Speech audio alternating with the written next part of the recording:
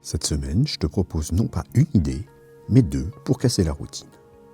Comme pour les 4 derniers défis, je continue à te proposer d'explorer les 7 péchés capitaux. Cette fois-ci, ce sera la colère, et je t'explique cela juste après la courte présentation de la chaîne.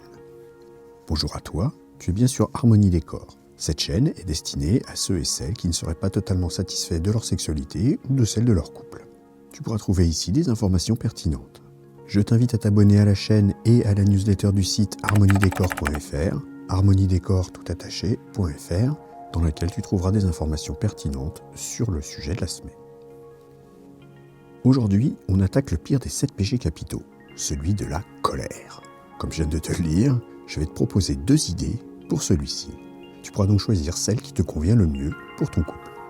Pour rappel, je t'ai déjà donné la technique du boulanger que je te mets en haut à droite et dans la description de cette vidéo. Cette technique te permettra de briser la routine pour un tandem durable et en harmonie. Pour rompre le suspense, comme il faut casser la routine qui nuit à tous les couples, je vais te dévoiler la première idée à réaliser. Dans celle-ci, je te propose de jouer au jeu de la fessée érotique.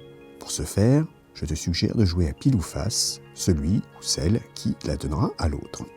Ensuite, tu auras le choix de te laisser faire ou bien tu pourras jouer un peu et faire une petite course-poursuite dans le logement pour éviter à tout prix cette fessée. Bien sûr, celle-ci devra être effectuée cul nu. Tu doseras bien sûr la force avec laquelle tu appliqueras tes tapes, le but n'étant pas de blesser, que ce soit physiquement ou moralement. Ce n'est pas une humiliation en règle. Maintenant, je ne te dis pas que celui ou celle qui aura été fessé n'aura pas le droit de se venger par la suite. Ça, c'est comme tu le sens. Je te propose maintenant la seconde idée, pour ceux qui ne seraient pas spécialement dans la mentalité de tenter la fessée. Parfois, effectivement, dans la vie, il n'y a pas que des moments d'amusement. Dans un couple, avec le temps, il y a toujours de petites choses qu'on accumule et qu'on n'ose pas toujours mettre sur la table. Eh bien, pour ce défi, je te propose de parler des petites choses qui fâchent et qui pourraient être améliorées pour remettre un peu d'équilibre dans le couple. Pour cette version du défi, l'idée ne va pas être de se disputer, mais de s'écouter avec compassion. Il faudra se parler sans se disputer. D'ailleurs, pour éviter cela, je t'invite à définir un mot qui pourra mettre fin à ce défi. Ce sera un mot de secours. Il permettra à l'un des deux de mettre fin immédiatement au défi. Cela stoppera la conversation sans pouvoir y revenir avant au moins une semaine. Le temps de prendre un peu de recul et de réflexion. Pour ce défi, tu trouveras un endroit confortable où vous pourrez être assis. Tu auras pu mettre une musique douce pour détendre un peu l'atmosphère et prévoir une boisson. Vous aurez chacun dans les mains un papier et un crayon. Ensuite, vous pourrez échanger sur les petites choses qui parfois vous embêtent ou vous gênent dans le couple. Le défi sera justement de ne pas se mettre en colère, mais accepter ce que ton ou ta partenaire aura à te dire, le noter et prendre le temps ensuite de la réflexion.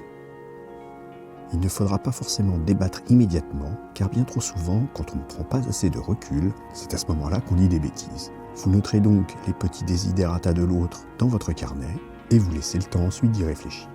Une fois la discussion achevée, vous finirez votre soirée et on n'en parlera plus. Et puis, après avoir réfléchi un peu seul dans votre coin, tu pourras proposer à l'autre un second rendez-vous pour parler justement de l'amélioration de chaque point.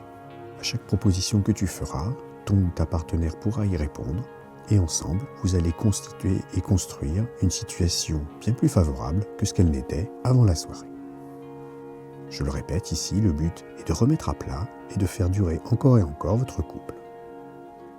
J'espère qu'avec ces 2 idées un peu atypiques, tu réussiras à renforcer ton couple. Si tu aimes la chaîne, je te propose d'en parler autour de toi. Tu peux aussi partager cette vidéo et t'y abonner. Plus il y aura de monde qui regarde et plus je serai motivé pour faire des contenus de plus en plus qualitatifs. Et puis, si tu as des problèmes que tu juges insolubles, je propose de t'accompagner. Tu trouveras le lien dans la description de cette vidéo. Merci d'avoir écouté cette vidéo. Pour aller un peu plus loin et rejoindre le cercle des fins connaisseurs pour une sexualité épanouie, je te conseille de t'abonner à la newsletter. Tu retrouveras l'article complet, il te donnera plus de conseils et des astuces. Abonne-toi à la chaîne, active le petit pouce bleu, éventuellement ajoute un commentaire et à bientôt.